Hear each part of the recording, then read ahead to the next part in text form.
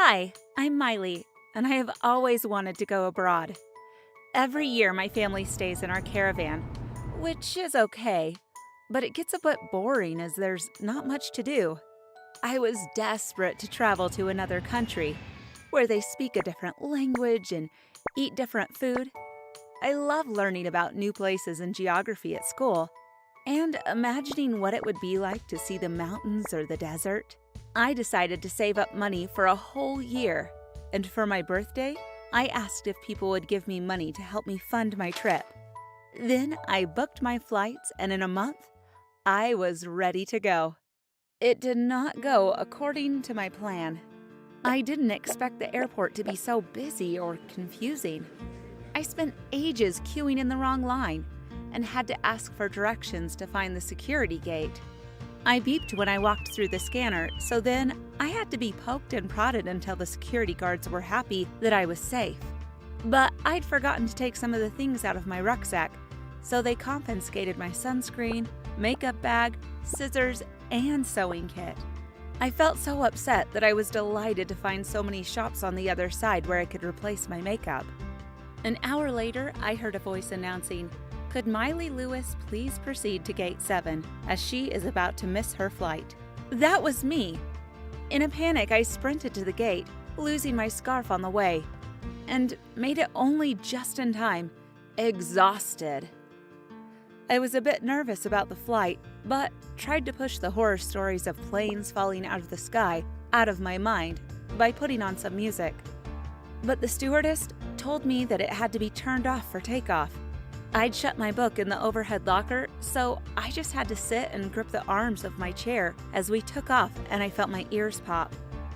When we finally landed, I could have kissed the floor. I was so happy to be alive. The flight had been very bumpy, so I wasn't the only person to have been sick. Getting through passport control took ages, but finally, I was on the bus to my hotel. The man sitting next to me seemed friendly and kept chatting to me. When I went to the bathroom, he offered to watch my things. But when I came back, he had gone, and so had my purse. I couldn't believe that I'd been stupid enough to trust him, and that he'd stolen from me. Luckily, I still had my card. The bus pulled up next to a huge glass door. It looked so fancy, and I finally thought my day was looking up. But when I got off, I realized that my hotel was the one next to the big one. A small dingy building with peeling paint. It was so hot outside though, so I was just looking forward to getting out of the sun. I got some lunch in the hotel restaurant. I was served some kind of stew, which was actually quite tasty.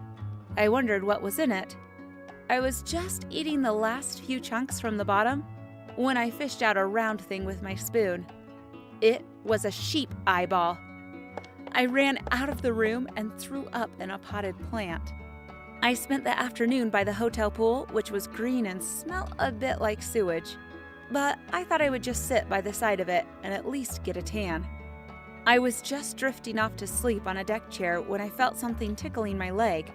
It was a huge insect. I screamed and kicked it off, but this caused my deck chair to snap, and I fell off of it into the disgusting pool water. I decided just to go to bed. In my room, I lay on my back on the grubby bed sheets, listening to the sounds of trees moving in the wind outside. I suddenly realized that there were no trees outside, so the noise I'd been hearing was a scuttling. Sure enough, an army of cockroaches ran across the floor by my shoes. That was just still the first day, and I couldn't take it anymore. The cockroaches incident was definitely the final straw. I gathered my things and got back on the first bus and plane I could book. I had to wait 28 hours in the airport, but that was much better than staying in that room. I think my family felt sorry for me that I had such a horrible experience abroad, but although I wasn't going to go again for a long time, I never complained about going camping again. If you have any crazy stories, please share in the comments below. And if you liked the story, hit the like button and subscribe so you can see future stories.